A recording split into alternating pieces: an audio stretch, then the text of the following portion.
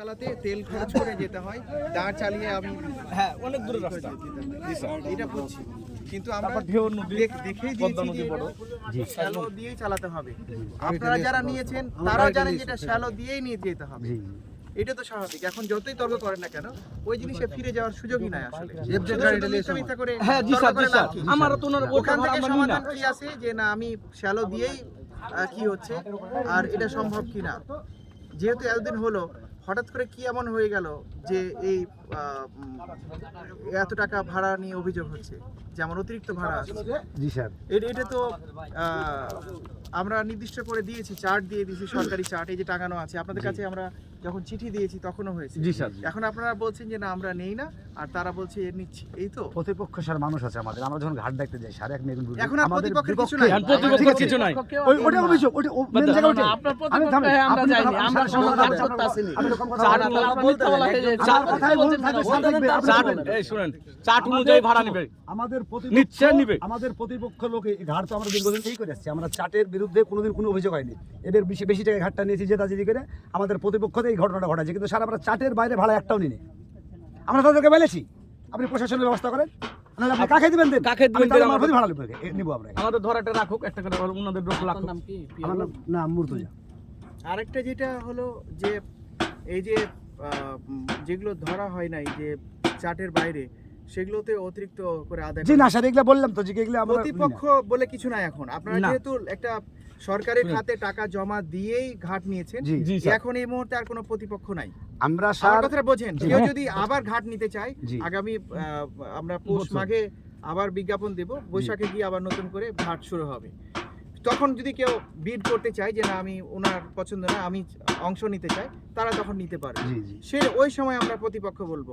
এখন কিন্তু আসলে কোনো প্রতিপক্ষ আপনাকে কেউ সরাতেও পারবে না, ই করতে পারবে। হ্যাঁ, তবে যদি অনিয়ম হয় তাহলে সরাতে পারবে শুধু কর্তৃপক্ষই। যে এখানে স্পষ্টভাবে আমাদের শর্তেই দেয়া আছে যে ফেরিঘাট এই যে ইজারা চার্ট দেওয়া হলো, এই চার্টের বাইরে যদি কেউ কোনো টোল আদায় করে, কোনো মানুষের সাথে অতিরিক্ত ভাড়া আদায় করে বা অন্য কোনো অনিয়ম করে থাকে, সেক্ষেত্রে কর্তৃপক্ষ সেই ব্যবস্থা নিতে পারবে। এরকম কিন্তু আমাদের সংরক্ষণ করা আছে। সেটা কি, সেটা পেনাল্টি থেকে শুরু করে ঘাট বাজেয়াপ্ত করা থেকে শুরু করে সবই পারার ক্ষমতা আছে। আমাদের কাছে আইন আছে। এখানে যে আইনটা দেখছেন, এই যে ফেরি আইন, অনেক পুরাতন আইন, 1885 সালের আইন। এটা পুরোটাই এই আইন মাফিক এটা চলে। এখন এখানে এমন কোনো কিছু নাই যে নাই। সুতরাং আমার কথা হলো যে যে যে আইন, যদি ইংরেজিতে এটা হয়তো বাংলা হয়নি, এটা হলে ভালো হয়। আমি এটা এমনি বলছি যে এই আইন মোতাবেক আপনাকে এটা চলতে হবে। আর আপনি একটা কথা বললেন যে আপনিও এই ফেরি দীর্ঘদিন চলাচল করেছেন, ওই পারের মানুষ। সুতরাং এমন কিছু করা যাবে না যে মানুষের যেন অত্যাচার হয়, নির্যাতন হয়। এখন আমাদের যে নতুন বাংলাদেশ, বৈষম্য বিরোধী ছাত্র আন্দোলন পরে আগের যুগ, 5ই আগস্টের আগে আর 5ই আগস্টের পরে বুঝতেই পারছেন সিচুয়েশন পাল্টে গেছে। আগে কি করেছে না করেছেন সেটা ভিন্ন ব্যাপার, বাট এখন একে অন্যকে দোষারোপ করে হবে না। ন্যায্য যা, আপনি যে 5 টাকার কথা বলছেন যে আমার খালি হাতে অথবা 15 কেজি জিনিস সহ 5 টাকা টাকানো আছে, আপনাকে 5 টাকায় নিতে হবে। আপনি ওটা দেখেই নিয়েছিলেন আমার ঘাটটা।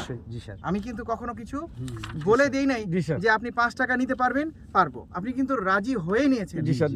আপনি কিন্তু বলতে পারবেন না যে আমি 5 টাকার ঊর্ধ্বে নিব বলে আমি নিয়েছি। স্যার সাইকেলের ভাড়া লেখা আছে, খালি সাইকেল একটা মানুষ 60 টাকা ভাড়া। স্যার আমরা সাইকেলের ভাড়াও নিই না, জিজ্ঞেস করেন জনগণ আছে। সেটা তো আন্তঃসম্পর্ক নিই আমরা। না না কাকা, তুমি মোটর ভাড়া লাও না, কিন্তু একটা জিনিস ভাড়া যে ডাবল হয়ে যাচ্ছে, তুমি ওটা কমাই দাও। ডাবল ভাড়া দিচ্ছি না কাকা।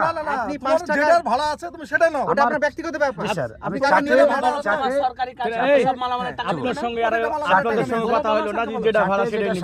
সরকারি কাজ মালামাল দিতে পারবে। এই যে উনি স্যার প্রমাণ, আমি নিজে প্রমাণ আছে। সরকারি কাজ আপনার মনে করেন যে ঘাট আমি ওই ঘাট দিয়ে পার করে সেই ঘাটে নামাচ্ছি। না, সরকারি ওখানে একটা কাজের আবার ব্যাপার আছে। সরকারি কাজ যদি ঠিকাদার কেউ করে থাকে, সে মালামাল নিয়ে যাওয়ার জন্য তার লাগবে। কিন্তু সরকারি কোনো ব্যক্তি সরকারি কাজে যাচ্ছে, যেন আমি যেমন সরকারি একজন কর্মকর্তা আসছি এখানে, আমি যদি যেতে চাই তাহলে আমার জন্য এটা ই করা আছে যে না আমি সরকারি কাজে আসছি, আমার ব্যক্তিগত কাজ না। আমি যদি আমি কোনো বিয়ে শাদীর জন্য আসি, আমাকে টাকা দিয়ে যেতে হবে। আমি তখন কিন্তু আর সরকারি লোক না। ঠিক আছে, সরকারির মধ্যে আবার পার্থক্য আছে, কোনটা সরকারের কাজ আর কোনটা ব্যক্তিগত কাজ, এটা বোঝার ব্যাপার আছে।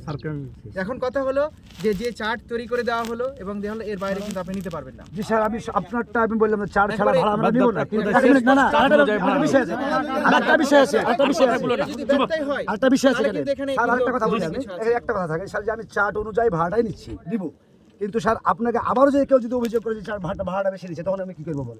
তখন আমরা প্রমাণ দেব তারা প্রমাণ দিবে না স্যার আমি একটা কথা বলি আর এই জিনিসটার জন্য আমরা প্রথম যেখানে টোল দিই কিনা যেখানে টোল দিই সেখানে কুপন কুপন দেওয়ার নিয়ম আছে। কুপন দেন আপনি একটা কুপন দিয়ে দেন আমাদের এখানে কুপন না দিয়ে দাও আমরা রুলস আছে তো কুপন আছে কুপন দেন আপনারা কোথায় ঝামেলা আরো ঝামেলা আপনার কাছে 5 টাকা ভাড়া দিলাম কিনা একটা কুপন ছাপানো না, না, ব্যাপার না, না। আচ্ছা আচ্ছা সমস্যা সমস্যা নাই হবে কুপন ছাপে আপনি কুপন ছাড়া কিন্তু ভাড়া কালে দেব না ভাড়া নিবেন, ঠিক আছে? কুপন দিবেন। কুপন ছাড়া ভাড়া দেব না ইমন ভাই। কেমন কুপন ছাড়া ভাড়া দেবে? কোনো সময় তো লাগবে নাকি? হ্যাঁ সবাই দেখ আরেকটা সময় জিনিস তো বলি, লাগবে। এক সপ্তাহ নেন। আগে কি বলছে শরীরে কুপন ছাড়া ভাড়াই দিবে? না, না, এক- কেন আপনি কিভাবে কাছে দেখেন? মুর্তজা না, না, ভাই এক সপ্তাহ নেন সময়। অতটা experience আপনি মোবাইলে যখন দুই একজনের সাথে কথা বলেছেন আপনার কথাগুলো খুব রাফ ছিল ওগুলো রেকর্ড করা আছে ভাই আরেকটা হলো যে আপনাদের আমি বলছি আপনি ইমামকে বলছেন এটা কি আমাদের দায়িত্ব ভাই? মেরে ফেলে দেব এটা হুম প্রমাণে দেখান। ঘাট কোন বাদ ভাই প্রমাণে দেখান। আপনাকে আলাদা ভাবে দেব স্যারের সামনে দেব আবার তর্ক করছেন কেন এই তর্ক করছেন কেন তর্ক করছি না ওনাকে বুঝতে হবে কিছু কথা সমাধান আছে ভাই আমি ঘাটটা 2 কোটি টাকা দিয়ে নিয়েছি। আমি সরকারের মোতাবেক চলবো। আরেকটা সিদ্ধান্ত নিতে হবে, সাহেব। আমি বলি আপনাদের আপনার আন্ডারে কয়টা নৌকা আছে?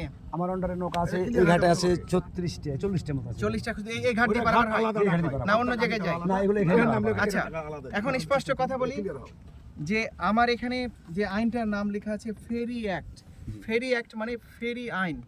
ফেরি আইন, ফেরি বলতে আমার যে এখানে সংজ্ঞা দেওয়া আছে সেটা নৌকা হতে পারে, স্পিডবোট হতে পারে, অন্য কোনো বাহন হতে পারে, যে কোনো বাহন হতে পারে। ফেরিঘাট আমরা কথাটাকে সহজীকরণ করে কিন্তু করা হয়। ফেরিঘাট এটা একসাথে আমরা ধরে নিয়েছি। কারণ আপনি সবসময় ফেরির ওপর দিয়ে যখন টোল আদায় করবেন, আপনি মনে করেন যে আপনাকে ইজারা দেওয়া হয়েছে, সেই নৌকার উপরে চড়ে আপনি কয়জন আসছে? 10 জন আছে, এই টাকা দাও। মানে এটা কন্ট্রাক্টররা করে বা সুপারভাইজাররা করে। আপনি বারবার করে এপার ওপার করতে পারবেন না বলে আপনাকে এখানে একটা চালা তুলে আপনি বলছেন যে যাও ওকে দিয়ে আসো, আমি টাকাটা এখানে নিয়ে নিই, যেটা রিসিটের কথা উঠছে। একবারই নিয়ম আছে, এটা দুইবার হবে না। আপনি মাঝির সাথে যেহেতু আপনার 10টা বা 20টা নৌকা আছে, আপনি এখানে কাটবেন, রিসিট কাটবেন, ওই মাঝি টাকা কয় টাকা নিচ্ছেন বা করছেন সব টাকা নিয়ে আপনার মুড়িতে থাকলে একটা তাকে দিয়ে মাঝিকে দেখালে মাঝি পার করে দিবে। নিয়ম এটাই।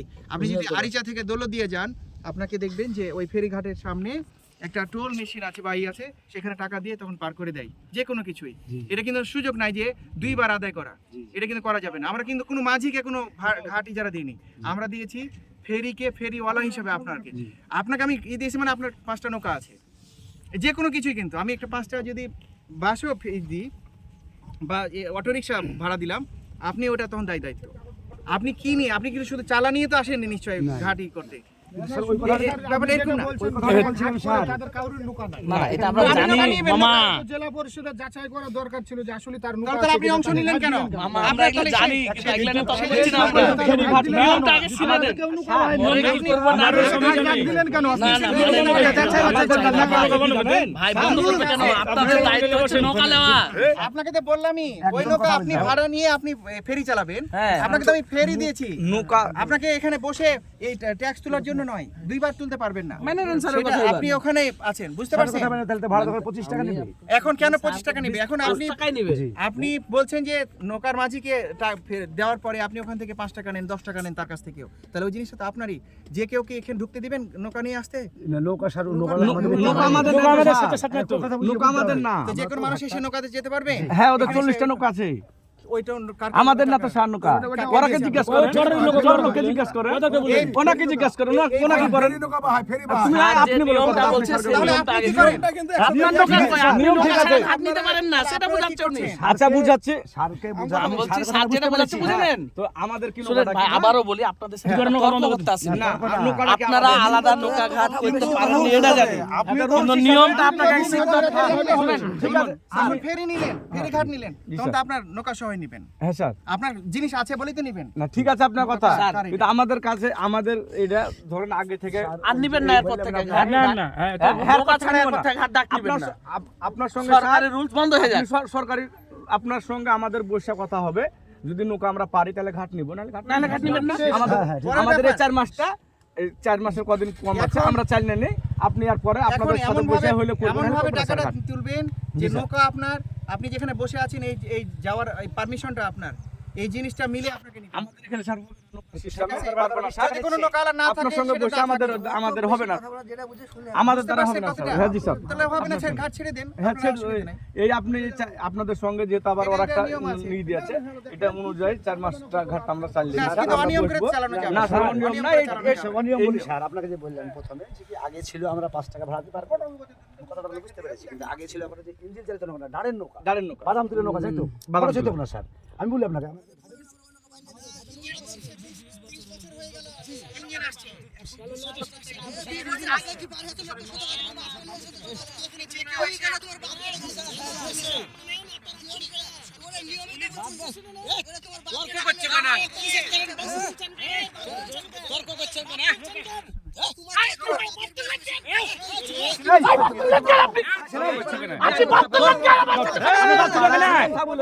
আমার সাথে কথা বলেন।